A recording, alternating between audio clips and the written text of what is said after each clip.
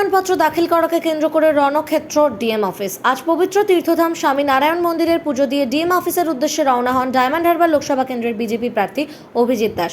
Alipur DM অফিসে মনোনয়নপত্র জমা দিতে এসেছিলেন যাদবপুর লোকসভা কেন্দ্রের তৃণমূল প্রার্থী সায়নী ঘোষ এবং রাজ্যের বিদ্যুৎ মন্ত্রী মাননীয় অরূপ বিশ্বাস মহাশয়। সেই আলিপুর ডিএম অফিসে মনোনয়নপত্র জমা দিতে আসেন ডায়মন্ড হারবার লোকসভা কেন্দ্রের বিজেপি প্রার্থী অভিজিৎ দাস। জেলা শাসকের একমুখী হয় আর তারপরই হয় ধুন্ধুমার পরিস্থিতি। তৃণমূলের তরফ থেকে উঠে আসে জয় বাংলা স্লোগান, অপরদিকে পাল্টা বিজেপির তরফ থেকে উঠে আসে জয় শ্রীরাম স্লোগান। তারপরই বাকবিতণ্ডার সৃষ্টি হয়। তৃণমূলের কর্মী সমর্থকরা বিজেপি প্রার্থী অভিজিৎ দাসকে ব্যক্তিগত আক্রমণ করে চোর স্লোগান দেয়। বিজেপি প্রার্থী অভিজিৎ দাস তৃণমূলকে কটাক্ষ করে বলেন, যে শিশু নার্সিংহোমে জন্মাচ্ছে সেও জানে তৃণমূল চোর। জেলা শাসকের অফিসের বাইরে যে পরিস্থিতি হয়েছে সেই পরিস্থিতিকে তৃণমূল কর্মীদের অসভ্যতামি বলে মন্তব্য অভিজিৎ দাসের। কলকাতা থেকে ক্যামেরায় বিশ্বজিতের রিপোর্ট, RGM নিউজ।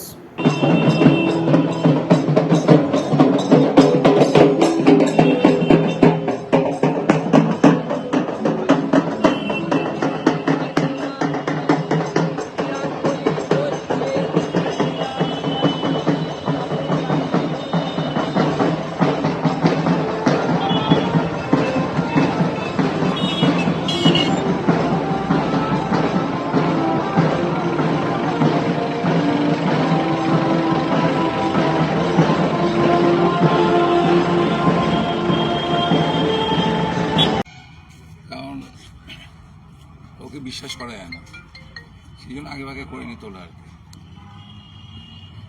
আজকের একদম স্বামীজির থেকে আশীর্বাদ নিলেন, মন্দিরের চারিদিকে পুজো পরিক্রমা করলেন, আশীর্বাদ তো নিলেন, কি জানালেন বাবা স্বামীজিকে? কি জানালেন? স্বামীজিকে না ভগবানের কাছে প্রার্থনা করলাম যে গত 10 বছর ধরে ডায়মন্ড হারবার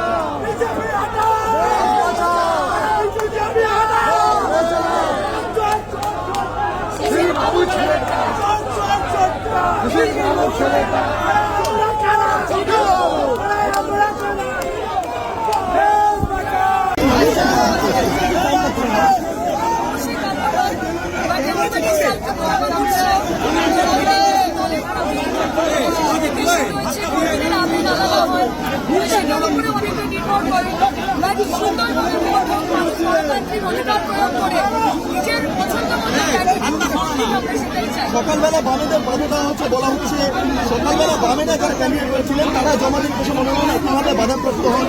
আজকে এখানে আপনারা এসেছেন,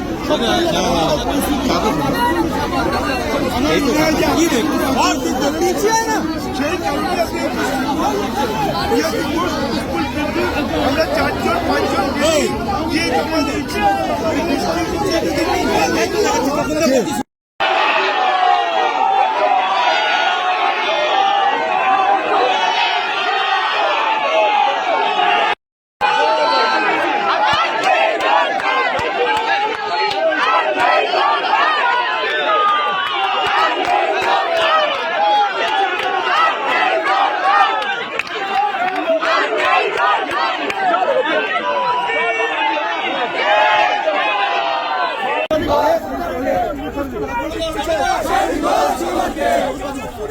বিজেপি যে হারে ডেভেলপমেন্ট এনেছে সকলেই জানে।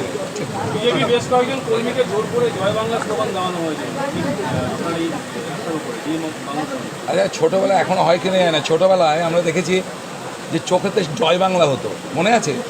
যন্ত্রণা হতো, চোখ দিয়ে জল বেরোতো, আমরা জয় বাংলা বলতাম। তৃণমূল পার্টিরও এরকম যন্ত্রণাদায়ক। আর যে ফোর্সফুলি করছে এখানটায় করছে কি আপনার মনে আছে কি যে 2018-এ পঞ্চায়েত ভোটেতে এইখানটায় এই এসডি অফিসের সামনে যখন নমিনেশন দিতে যায়, আমি তখন জেলা সভাপতি ছিলাম, 184 জনকে ইনজোর্ড করেছিল, তার মধ্যে 37 জন মহিলা, তাদের মোবাইল কেড়ে নেওয়া হয়েছিল, তাদের শ্লীলতাহানি হয়েছিল।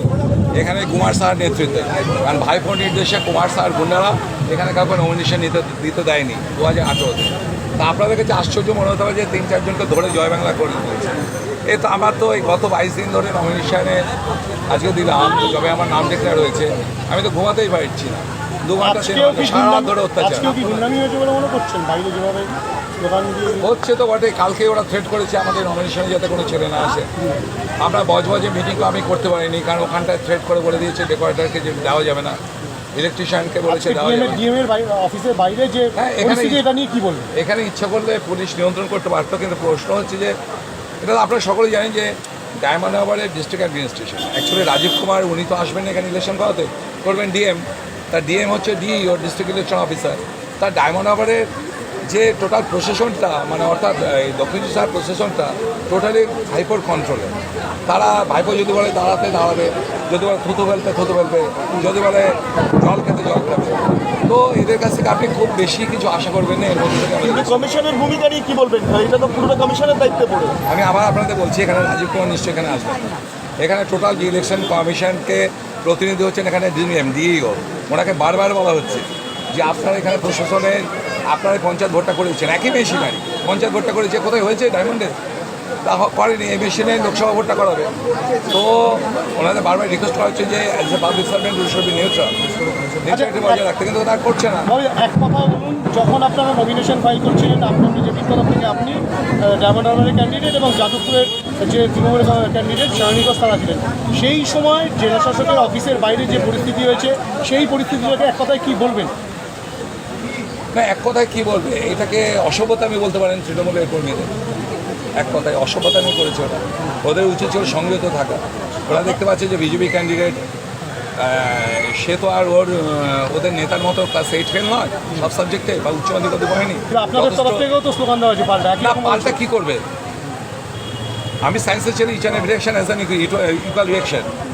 বসে বসে কি ওদের অত্যাচার সহ্য করবে নাকি? একদম সহ্য করার চলে নেই। এই ভোটটাই আমরা অত সহজে ছাড়বো না, প্রশাসনের উপর নির্ভর থাকবে। যদি না করে আইন তো পাবলিক তুলে নেবে, তার জন্য কী করা যাবে? কত জেল করাবে, কত কেস করাবে মশাই? আমার শান্তিপূর্ণ ভোট হবে ভোটের দিন? ভোটে তো শান্তিপূর্ণ করবে না, কালকেই তো হয়েছে, কালকে হয়নি দিয়ার চকে বাসনডাঙ্গায়, কালকে গুলি চলেনি আইএসএফ ভার্সেস তৃণমূলের মধ্যে। পুলিশের কাছে খবর নেই, আপনাদের মিডিয়া তো কভার করেছিল খবর। তো এখানে শান্তিতে ভোট করতে দেবে? এক জাহাজ অস্ত্র বেরোবে। আপনি তো সমস্ত পুলিশ ডিস্ট্রিক্টে শুনেছেন যে তারা অস্ত্র উদ্ধার করে। কোনোদিন শুনেছেন ডায়মন্ড পুলিশ অস্ত্র উদ্ধার করে? শুনেছেন? ফলতার বুক থেকে এক জাহাজে আর্মস পাবেন আপনি। আমি দায়িত্ব নিয়ে বলছি, ববি বলছি। আপনি কত ইলিগাল ডিএমকে বলুন না শ্বেতপত্র প্রকাশ করতে, আর্মসের লাইসেন্স পেয়েছে গত 10 বছরে, বলুন ডিএমকে। আজকের ঘটনা নিয়ে কি কমিশনে অভিযোগ করবেন কোনো লিখিত? যা করে আপনার বলবো, সব কিছু মিডিয়ার সামনে বলতে হবে। ঠিক আছে, ঠিক আছে।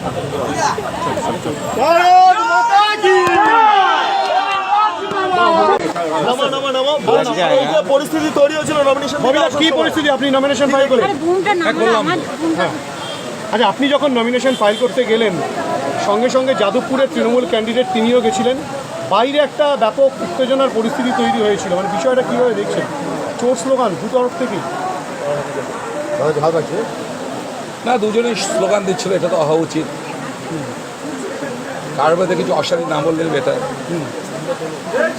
স্লোগান হবে, মুভমেন্ট হবে, সব কিছু হবে, সংঘর্ষ না হলেই ভালো। যাদবপুরে প্রার্থী যিনি এসছেন উনিও দিয়েছেন, ওনার সমর্থকরা তো অবশ্যই ওনার পক্ষে স্লোগান দেবে, আর আমার পক্ষে বিজেপি লোকেরাও দেবে। এটার মধ্যে আশ্চর্যের কিছু নেই। কিন্তু চোর চোর স্লোগান, হ্যাঁ, ব্যক্তিগত আক্রমণ। চোর চোর তো দেবেই। তৃণমূলকে তো বাচ্চা ছেলে যে আজ থেকে জন্মাচ্ছে সেও তো জানে যে তৃণমূল চোর, এতে তো লজ্জার কিছু নেই।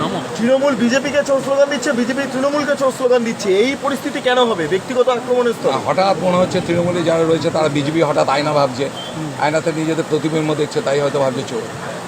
বিজেপি লোকেরা কি সকলে জানে, এবং ব্যক্তিগত বিষয়টা নেই, কারণ সায়নকে কেউ ব্যক্তিগতভাবে চোর বলছে, এটা তৃণমূল দলটাকে চোর বলছে।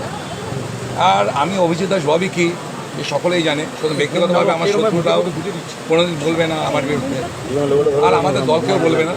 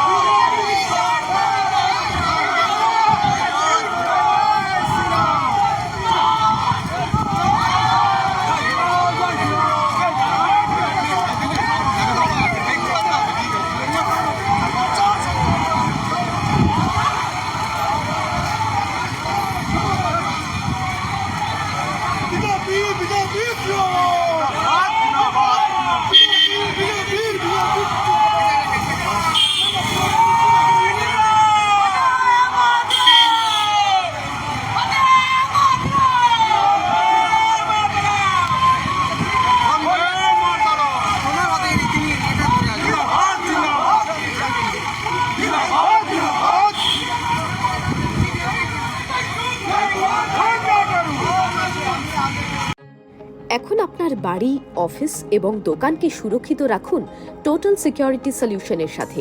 আমরা বিভিন্ন নামি দামি ব্র্যান্ডের সিসিটিভি ও সিসিটিভি সংক্রান্ত যাবতীয় অ্যাক্সেসরিজ বিক্রয় করার পাশাপাশি সার্ভিসও প্রোভাইড করে থাকি। টোটাল সিকিউরিটি সলিউশন একটি নির্ভরযোগ্য প্রতিষ্ঠান যা 24/7 সার্ভিস প্রোভাইড করে থাকে। তাছাড়া এই প্রতিষ্ঠান দীর্ঘদিন ধরে যত্ন সহকারে দোকান, বাড়ি, কারখানা, স্কুল, নার্সিংহোম, হোটেল, রেস্টুরেন্ট, শোরুমগুলিতে পরিষেবা দিয়ে চলেছে। আমাদের এখানে প্রশিক্ষণপ্রাপ্ত টেকনিশিয়ান দ্বারা কাজ করানো হয়। আমাদের ঠিকানা গার্ডেন রিচ, মেটিয়া ব্রুজ, কলকাতা 700024। বিশদে জানতে যোগাযোগ করুন 7003047447। লাইক, শেয়ার, ফলো করুন আমাদের ফেসবুক পেজ RGM নিউজ ও ফলো করুন ইনস্টাগ্রাম, ফলো করুন আমাদের RGM নিউজ। সঙ্গে থাকতে দেখতে থাকুন RGM নিউজ, আপনার এলাকার খবর সবার আগে।